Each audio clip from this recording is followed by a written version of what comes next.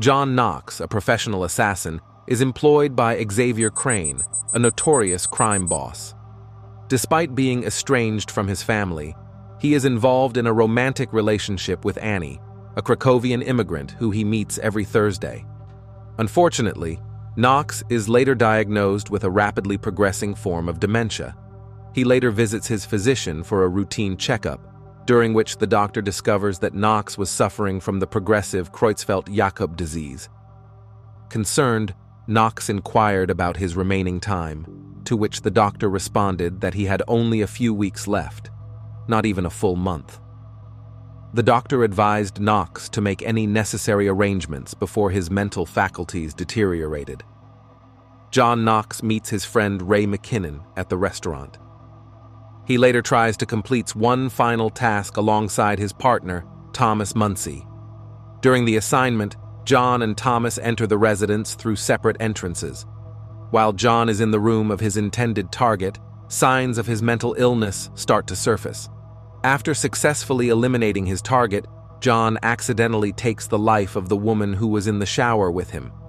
In a state of confusion fueled by his dementia, Knox stops the running water in the shower. Moments later, still in the target's home, Knox unintentionally kills Muncy. He quickly arranges the scene to make it appear as an accident and departs.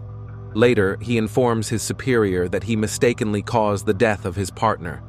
The following day, Detective Emily Ikari and her team arrive at the scene, leaving Detective Ikari puzzled after discovering the deceased individuals. The next day, John Knox meets with his boss Xavier Crane's close friend, Philo Jones, and informs him of his decision to leave for good. He also requests that his money be sent to his family, including his wife, son, and fiancée Annie. That evening, his estranged son Miles unexpectedly shows up, revealing that he took a man's life for assaulting his daughter. Knox advises his son to keep quiet. Later that night, Knox drives to the crime scene where his son committed the act, cleaning up the evidence, collecting the blood in a plastic bag, cutting the man's hair. He proceeds to the camera room where he incapacitates the guard. Knox then eliminates any evidence of the crime from the camera before leaving. Upon returning home, Knox places the bag of blood in the refrigerator. The next day, he meets with Xavier Crane, who instructs Knox to start keeping a notebook because he is forgetting things. John Knox informs his employer about his son's crime he committed and seeks assistance, to which his boss Xavier Crane warns him that both Knox and his son are at risk. Upon arriving at the crime scene, Detective Emily Ikari and her team question the guard about what he witnessed during the incident. However, the guard informs them that he was assaulted by an unknown individual. Knox retrieves the t-shirt worn by his son during the crime, then proceeds to paint the blood he had saved from the crime scene onto the shirt.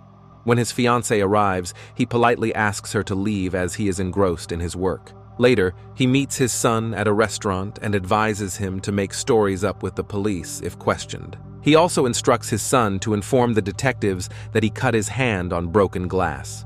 The following day, Knox appeared to be waiting for his son and his family to depart from their home. Once they had left, Knox proceeded to break into their house and bring the evidence of his son's crime to his son's own residence. After leaving the evidence, Knox departed. John went to his ex-wife's house that day and discovered the key in its usual place. Upon entering, his ex-wife surprised him by pointing a gun at him, but she calmed down, realizing it was her former husband. John informed her that he was cashing out and that some money would be coming her way. He also revealed that he was leaving for good, as he only had a few weeks left to live. After bidding farewell to his wife, John left the house. Detective Emily Ikari and her team are conducting an investigation into Andrew Palmer's social media activity. Andrew Palmer, who was killed by Knox's son Miles, is discovered to have a connection with Miles's daughter, whom he allegedly raped.